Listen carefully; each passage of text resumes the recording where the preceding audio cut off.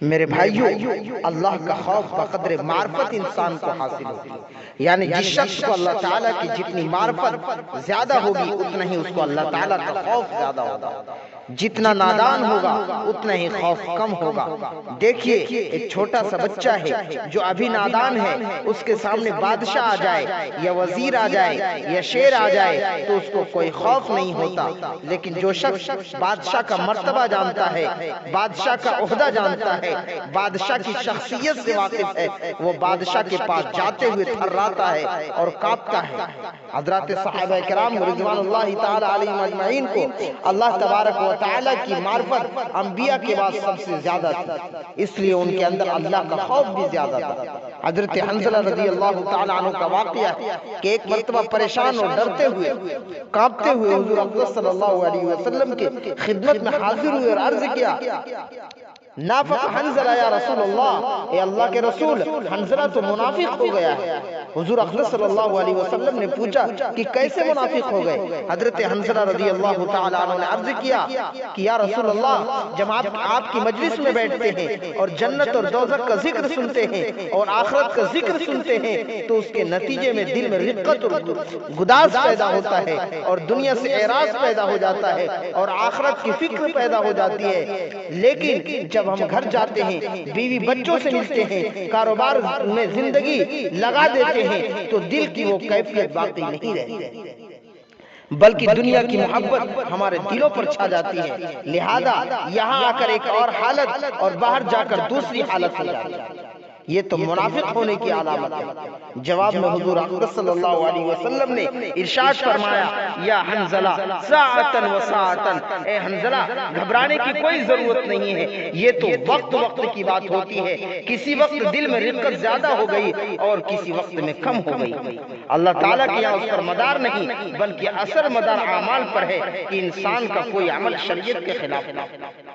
حضرت عمر فاروق رضی اللہ تعالی عنہ اپنے کانوں سے حضور اقدس صلی اللہ علیہ وسلم کا یہ ارشاد اور فرمان سن چکے تھے، عمر فی الجنہ، عمر جنت میں جائیں گے، اور یہ واقعہ بھی سن چکے تھے کہ حضور اقدس صلی اللہ علیہ وسلم نے فرمایا کہ جب میں معراج پر گیا اور وہاں جنت کی سیر کی تو جنت میں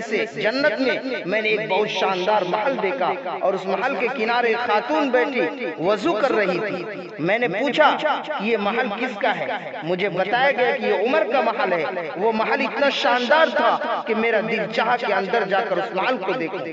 لیکن اے عمر مجھے تمہاری غیرت یاد آ گئی کہ تم بہت غیور انسان ہو، اس لیے میں اس محل کے اندر داخل نہیں ہوا اور میں واپس آ گیا۔ جب حضرت عمر فاروق رضی اللہ تعالی عنہ نے یہ سنا تو رو پڑے اور عرض کیا، او علیک یا رسول اللہ غار، یا رسول اللہ کیا میں آپ پر غیرت کروں گا؟ دیکھیے حضرت عمر فاروق رضی اللہ تعالی عنہ حضور اقدس صلی اللہ علیہ وسلم کی زبان سے اپنے لیے جنت کی بشارت سن چکے ہیں اور جنت میں اپنے محل کے بارے میں سن چکے ہیں۔ اس کے باوجود آپ کا یہ حال تھا کہ حضور اقدس صلی اللہ علیہ وسلم کی وفات کے بعد آپ حضرت حذیفہ بن یمان کی خدمت میں تشریف لائے، جن کو حضور اقدس صلی اللہ علیہ وسلم نے منافقین کی فہرست بتا دی تھی کہ مدینے میں فلاں شخص منافق۔ آپ ان سے پوچھ رہے ہیں کہ حذیفہ خدا کے لیے مجھے یہ بتا دو کہ کہیں اس فہرست میں میرا تو نام نہیں۔ خیال یہ آ رہا تھا حضور اقدس صلی اللہ علیہ وسلم نے تو جنت کی بشارت دے دی تھی، لیکن کہیں ایسا نہ ہو کہ میرے بعد کے اعمال کی وجہ سے ان بشارتوں پر پانی پھر جائے۔ دیکھیے حضرت عمر فاروق رضی اللہ تعالیٰ عنہ کو یہ خطرہ لگا ہوا ہے۔ بہرحال جس شخص کو جتنی زیادہ معرفت ہوتی ہے اتنا ہی اس کا خوف زیادہ ہوتا ہے۔ یہ خوف جب تک دل میں کسی نہ کسی درجے میں حاصل نہ ہو، یاد رکھیے اس وقت تک تقوی حاصل نہیں ہوتی۔ خوف پیدا کرنے کا طریقہ یہ ہے کہ 24 گھنٹے میں سے کچھ وقت فجر کے بعد یا رات کو سوتے وقت مقرر کریں، پھر اس وقت اس بات کا تصور کریں کہ میں مر رہا ہوں، بستر مرگ پر لیٹا ہوا ہوں، اعزہ اور اقربہ جمع ہیں، میری روح نکل رہی ہے، اس کے بعد مجھے کفن پہنانے کے بعد دفن کیا جا رہا ہے، پھر فرشتے سوال و جواب کے لیے آ رہے ہیں، اللہ تعالیٰ کی بارگاہ میں پیش ہوں۔ ان سب باتوں کا دھیان کر کے سوچے، جب روزانہ انسان یہ سب باتیں سوچے گا تو انشاءاللہ دل سے رفتہ رفتہ غفلت کے پردے اٹھنا شروع ہو جائیں گے۔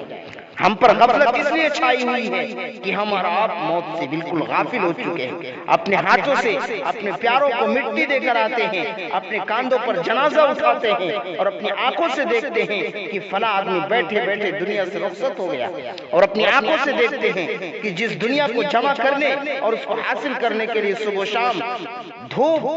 دوڑ دھوپ کر رہا ہے، محنت اور مشقت برداشت کر رہا تھا، لیکن جب دنیا سے گیا تو ان کی طرف سے منہ موڑ کر بھی نہیں دیکھا۔ ان تمام چیزوں کو دیکھنے کے باوجود ہم یہ سمجھتے ہیں یہ موت کا واقعہ اس کے ساتھ پیش آیا ہے، اپنی طرف دھیان نہیں جاتا، مجھے بھی ایک دن اس طرح دنیا سے رخصت ہونا ہے۔ اس لیے حضور اقدس صلی اللہ علیہ وسلم نے فرمایا اکثروا ذکر حازم اللذات الموت، کہ اس چیز کو کثرت سے یاد کرو جو ان ساری لذتوں کو ختم کرنے والی ہے، یعنی موت کو کثرت سے یاد کرو، اس کو بھلاؤ نہیں بلکہ اس کو کثرت سے یاد کرو۔ بہرحال روزانہ صبح و شام کے وقت ان چیزوں کا تھوڑا سا مراقبہ کر لیں تو اس سے مطلوبہ خوف کا کچھ نہ کچھ حصہ ضرور ہمارے دل میں پیدا ہو جائے گا، اور جب اللہ کا خوف اور اللہ کا ڈر ہمارے دل کے اندر پیدا ہو جائے گا تو نہ جانے کتنے منکرات کو ہم چھوڑ دیں گے، کتنی برائیوں سے ہم بچ جائیں گے، اور اللہ تبارک و تعالیٰ کے بہت سارے احکام سنن و نوافل پر ہمارے جمنا آسان ہو جائے گا۔